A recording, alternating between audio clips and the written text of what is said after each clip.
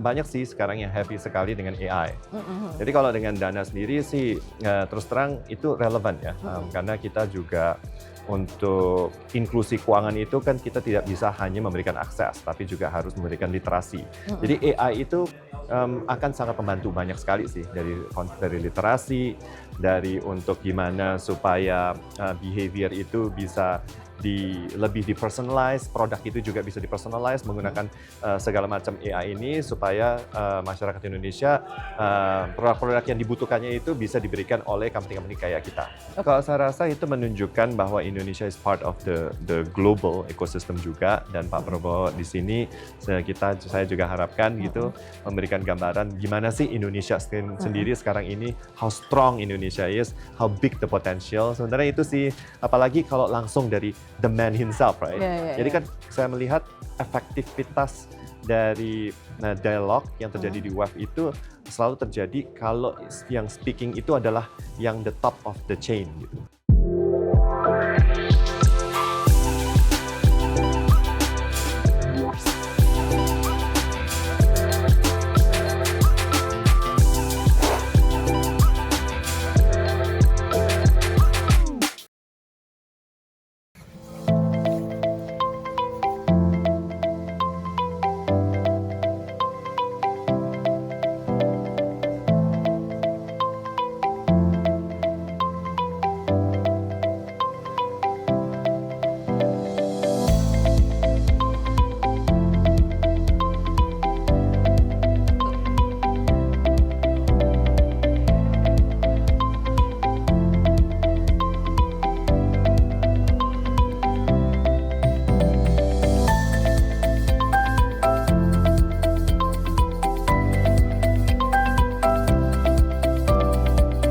Sobat Milenial and Gen Z, apa kabarnya? Semoga sehat. Ketemu lagi di program Real Talk with Unilubis. Dan kali ini edisi spesial karena saya sedang berada di ajang World Economic Forum 2026 di Davos, Swiss. Jadi kalau nanti ada dengar suara orang mondar-mandir, memang di sini ada 3.000 orang yang mondar-mandir selama 4 hari, 19 sampai 23 Januari 2026. Menarik, nanti kita juga ada spesial dari Indonesia karena kali ini mudah-mudahan tidak batal, Presiden Prabowo Subianto dijadwalkan akan berbicara di forum utama dari WEF ini ya. Jadi menarik. Tapi kali ini saya mau ngajak ngobrol ya dengan co-founder dan juga CEO dari Dana, the leading financial tech di Indonesia yang sekarang punya sekitar lebih dari 200 juta user. Mas Vince Iswara. Halo Mbak Uni. Gimana ini? Pasti seru banget ya. Wow, seru sekali. Ini udah berapa kali ke WEF? Saya ketiga yang ini. Dan kenapa kok selalu pengen balik ke sini? Ya, karena ini bisa dibilang salah satu forum yang unik ya. Karena di forum WEF ini adalah forum yang ada triparties gitu. Jadi dari public sector, private sector, dan dari researchers and institutions gitu. Jadi kesempatan untuk belajar, kesempatan untuk dialog interaksi dengan high level profile people gitu globally itu hanya bisa terjadi di WEF ini. Jadi kalau menurut saya kesempatan dari saya ini adalah bisa satu belajar, bisa juga memberikan insight, input, gimana kita juga bisa mengembangkan ekonomik dari dunia ini gitu. Jadi partisipasinya jadi ada lah biarpun kecil. Pas banget ini tahun temanya, tema WEF adalah a spirit of dialogue ya. Spirit of jadi dialogue, ini kayak ya. platform yang menjembatani pertukaran ide, pertukaran inovasi, kreasi antar tadi ya dibilang. Dan sebetulnya teman-teman sejak 10 tahun terakhir ini WEF ini yang tadinya dikenal sebagai sebuah ajang pertemuan pemimpin bisnis, ekonomi, krem de la krem orang-orang terkaya sampai dikritik kayak gitu ya, belakangan sudah mengundang civil society. Betul. Karena sebagai masukan-masukan terhadap proses inovasi, bisnis yang lebih sustain dan segala macam ya. Betul, betul. Nah, aku mau nanya soal Dana dulu ya. Ini agak flashback ya. Ini kan berdiri launch 2018. Betul. Tapi sebenarnya idenya untuk Dana itu 2017. Dulu kalau anak Gen Z zaman sekarang tuh selalu bilang antara ekspektasi dengan realita. Waktu kamu mendirikan Dana, 2017, kemudian launch 2018, ekspektasinya apa untuk market fintech di Indonesia, dan kemudian fast forward sekarang tuh realitanya apa? Mungkin gini, kalau saya dari sisi ekspektasi, terus terang ekspektasi sudah jauh lebih dari ekspektasi. Oke. Cuma kalau dari impi, emang itu impi saya adalah untuk gimana bisa menciptakan platform, bisa contribute terhadap society ya, apalagi masyarakat Indonesia yang lebih luas. Jadi impi saya emang jauh, tapi impi itu kan selalu masih nggak terlalu konkret. Nah, padahal kalau kita pas mulai itu ekspektasinya itu pasti ada certain gitu. Nah, jadi setiap saya bilang ekspektasi dari saya dari tahun ke tahun atau misalnya dari 3 tahun atau 5 tahun itu sekarang semuanya sudah terlewat. Oke. Jadi happy dong ya. Jadi it's a good sign ya. I'm honored gitu kalau menurut saya. Jadi kalau dari menurut saya ini terjadi nggak mungkin juga karena kita sendiri ya. Ada involved dari pemerintah kita yang progresif, dari regulasinya yang makin baik gitu. Jadi juga dorongan-dorongan apalagi dari Pak Presiden juga digitalisasi dari masyarakat Indonesia itu kan di-push juga. Jadi sebenarnya bisa dibilang saya bisa dapat kesempatan ini di at the right timing, at the right place, at the right team juga. Jadi menurut saya dan memang Indonesia mungkin dalam 10 atau 15 tahun terakhir ini sangat-sangat serius membangun ekonomi digital ya. Betul. Karena pasar kita adalah the biggest one di ASEAN misalnya ya. Betul. The most stable regional nowadays, di mana semuanya lagi 280 juta dari 600 juta. Berarti kan kita 40%. Kita 40%. Oke. Kembali ke tema WEF ya, a spirit of dialogue. Gimana kamu ngelihat dari beberapa sesi yang udah diikuti sama tantangan dunia saat ini, terutama untuk yang berkaitan dengan bisnis Dana sendiri? Jadi kalau kita melihat dari banyak yang saya ikutin juga, tapi sebenarnya kalau saya lihat dari agenda-agenda itu banyak sekali berbincang tentang AI, terus juga tentang bukan displacement ya, bisa bilang disruptions gitu. Jadi apa yang dibutuhkan untuk future jobs gitu. Okay. Terus juga kita mulai lihat juga berbincang-bincang pastinya dengan geopolitical, terus dengan environmental impact juga. Cuma banyak sih sekarang yang heavy sekali dengan AI. Jadi kalau dengan Dana sendiri sih terus terang itu relevan ya, karena kita juga untuk inklusi keuangan itu kan kita tidak bisa hanya memberikan akses, tapi juga harus memberikan literasi. Jadi AI itu akan sangat membantu banyak sekali sih dari literasi, dari untuk gimana supaya behavior itu bisa lebih dipersonalize, produk itu juga bisa dipersonalize menggunakan segala macam AI ini supaya masyarakat Indonesia produk-produk yang dibutuhkannya itu bisa diberikan oleh company-company kayak kita. Oke, aku mau nanya karena kamu menyinggung soal geopolitik. Kalau berkaitan dengan AI, ini katanya ada 2 set nih. Tadi juga ngobrol sama founder dan CEO dari Relativity Space, Eric Schmidt, dia mengatakan kita bahas soal ada kubu Amerika dan kubu China yang sekarang memang sama-sama hebat ya. Betul. Kalau kamu ngelihatnya bagaimana kita mesti menempatkan diri?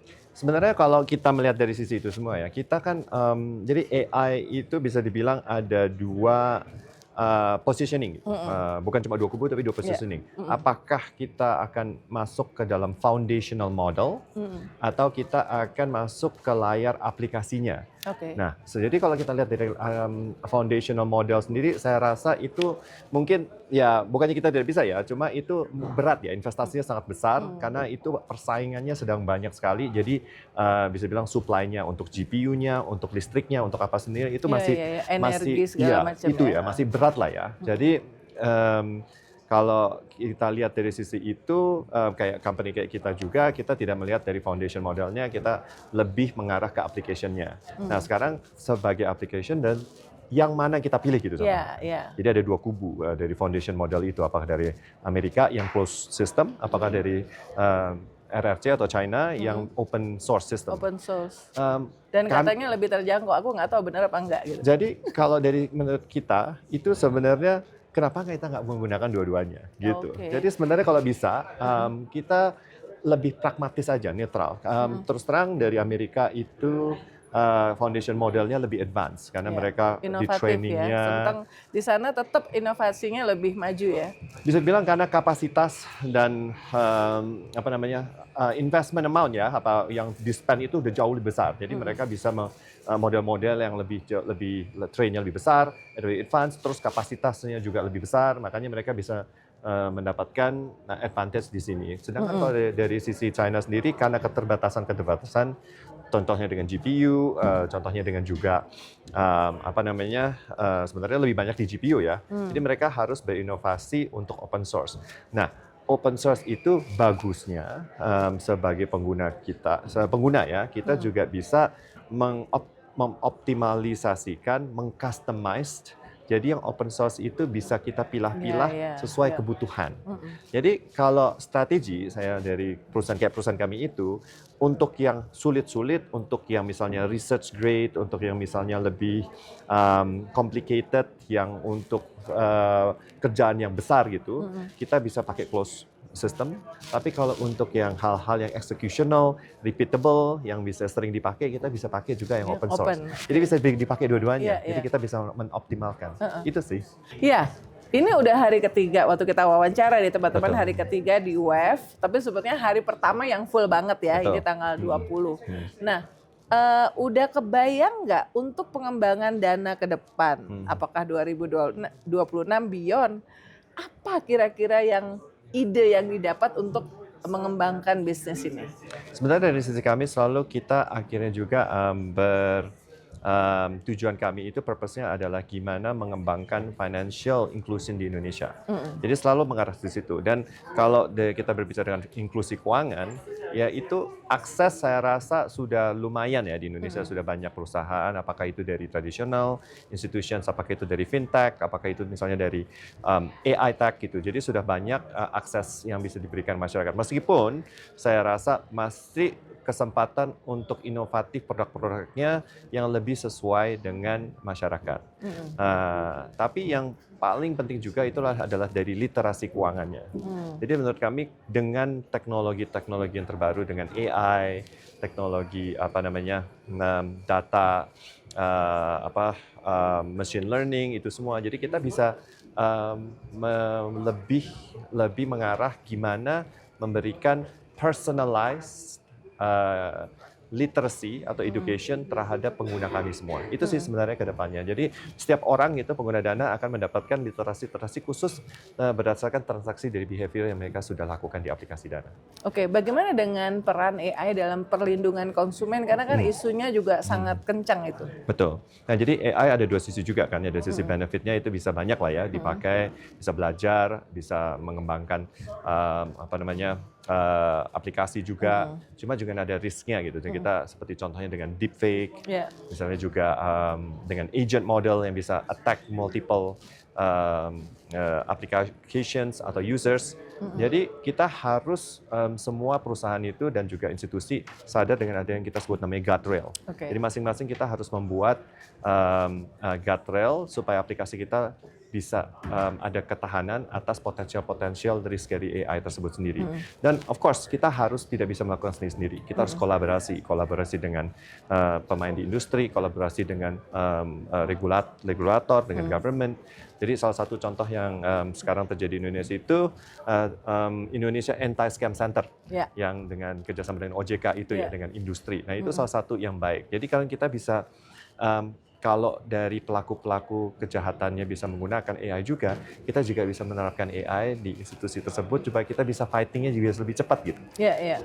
Jadi artinya Mas Vinsu nggak melihat bahwa upaya untuk meregulasi lebih ketat terkait dengan perlindungan konsumen yang dilakukan oleh regulator itu menghalang-halangi bisnis ya? Enggak. Justru kan itu harusnya lebih bagus. Betul. Kalau kita melihat bahwa dari usaha yang dilakukan regulator kami itu benar-benar untuk memproteksi dan untuk bisa dibilang menjaga trust.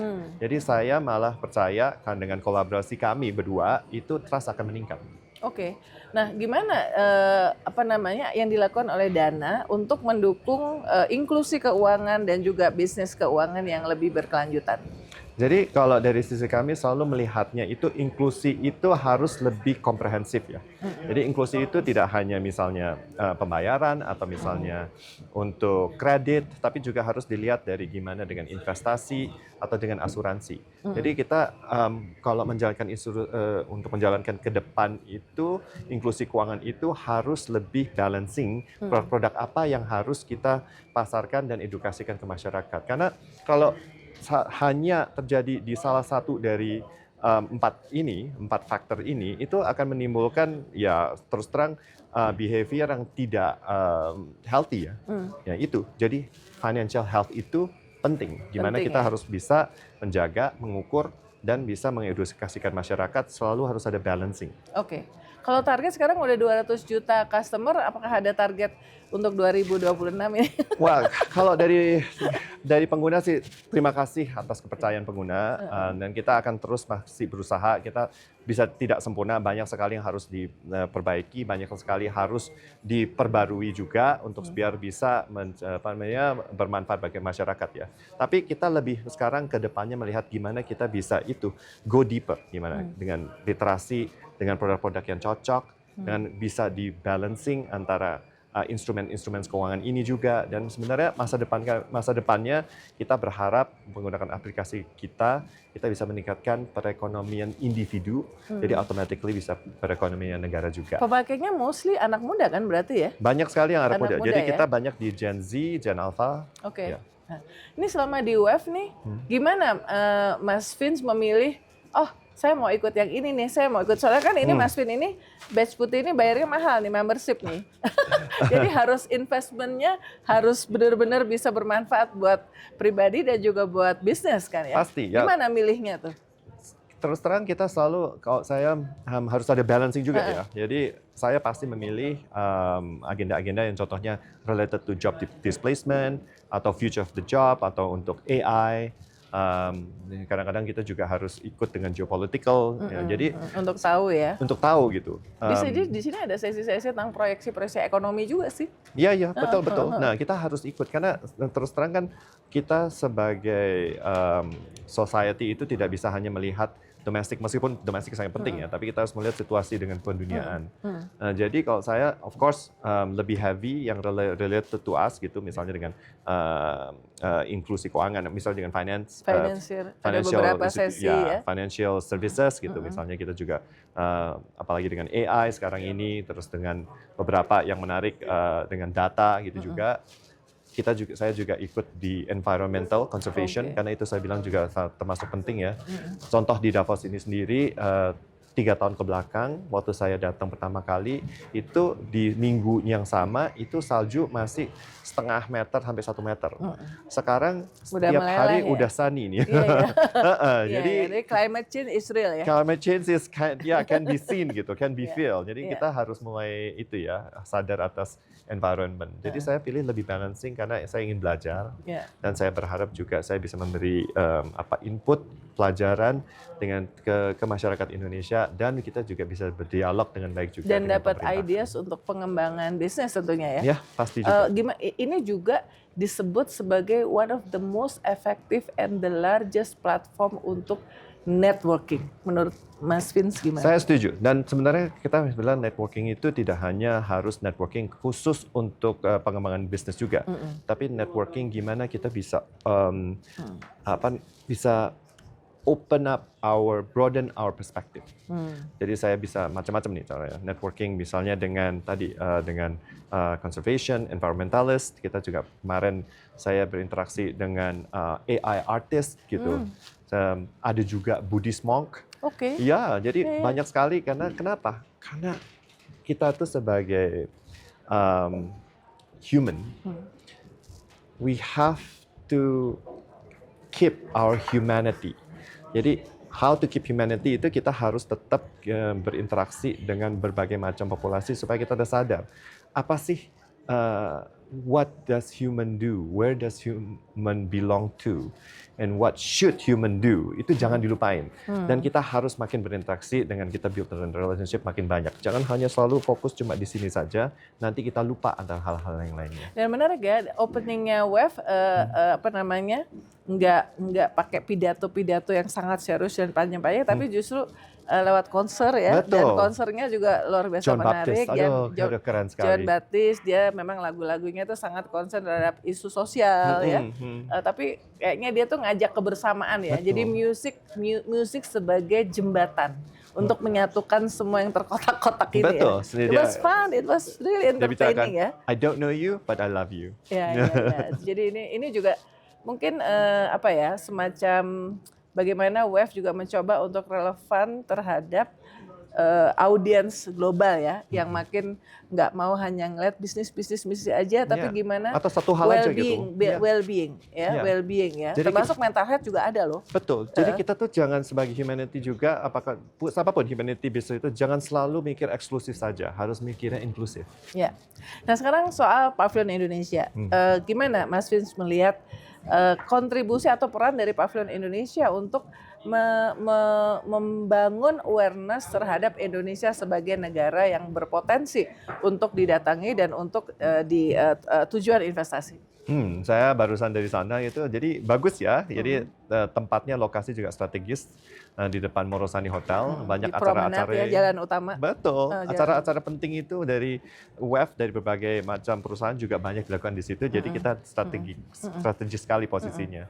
Dan saya melihat ini adalah sangat penting juga untuk keberadaan Indonesia ditunjukkan gitu, karena ini World Economic Forum kan world audience datang gitu. Dan banyak yang high level juga ya. Jadi kita harapkan itu bisa memberikan awareness. Terus acara-acara sessionnya tadi saya juga satu pembukaan yang bagus sekali. Kebetulan membicarakan tentang future of job juga. Future of job ya. Jadi future of job is mostly related to teknologi ya. Betul, mostly related to teknologi. Jadi tadi ada pembicara dari AI Academy, ada pembicara juga dari health. Terus juga ada dari Danantara. Jadi kita dengan keberadaan Danantara di sini kita juga melihat potensi bahwa banyak sekali yang akan menarik potensial investor atau perusahaan-perusahaan yang bisa kita invest dari Danantara sendiri. Jadi sebenarnya Indonesian Pavilion saya lihat itu baik sekali sih. Untuk outlet Indonesia ya. Dan tahun ini spesial karena Presiden Prabowo Subianto mudah-mudahan tidak batal akan hadir. Apa arti penting dari kehadiran Presiden Prabowo di ajang WEF menurut Mas Vince? Kalau saya rasa itu menunjukkan bahwa Indonesia is part of the global ecosystem juga, dan Pak Prabowo di sini saya juga harapkan gitu memberikan gambaran gimana sih Indonesia sendiri sekarang ini, how strong Indonesia is, how big the potential. Sebenarnya itu sih, apalagi kalau langsung dari the man himself, right?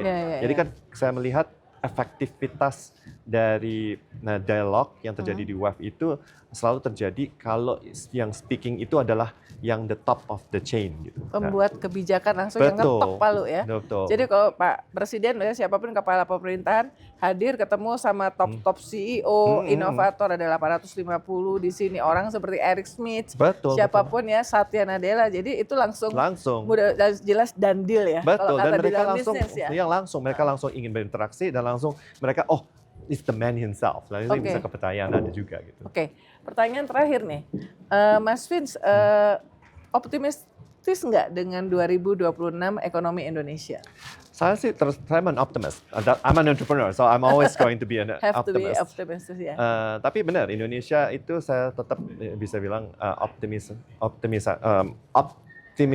di masyarakat Indonesia itu selalu tinggi ya, karena satu, kita bonus demografik. Terus seperti yang kita kan platform kami juga banyak sekali Gen Z dan Gen Alpha. Digitalization sudah meluas. Jadi kesempatan untuk berinteraksi di masyarakat Indonesia itu makin easier for everyone dan makin bisa dibilang makin real time. Jadi kesempatan-kesempatan untuk inovator atau entrepreneur ke depan di Indonesia, kesempatan untuk investor coming in, kesempatan untuk pembisnis juga itu sangat besar sekali karena bisa dibilang masyarakat kami sudah berubah dengan cepat in the past few years.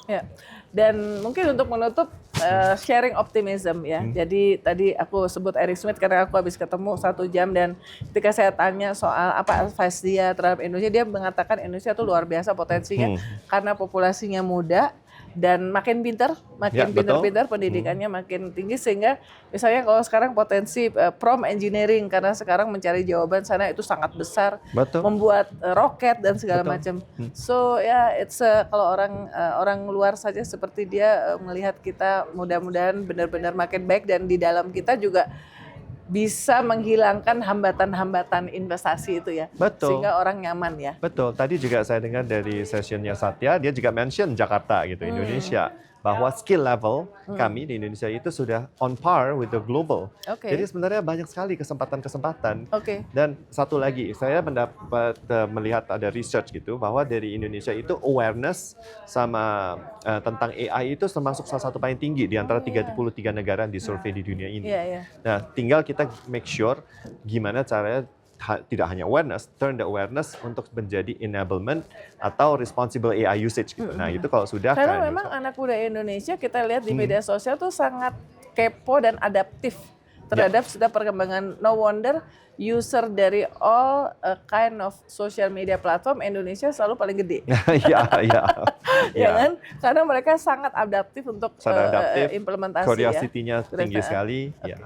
Menarik itu tadi obrolan saya dengan Vin Iswara, co-founder dan CEO dari Dana, dan nantikan obrolan-obrolan selanjutnya ya. Thank you ya, Vince. Terima kasih, See you Mbak Uni. around. See you.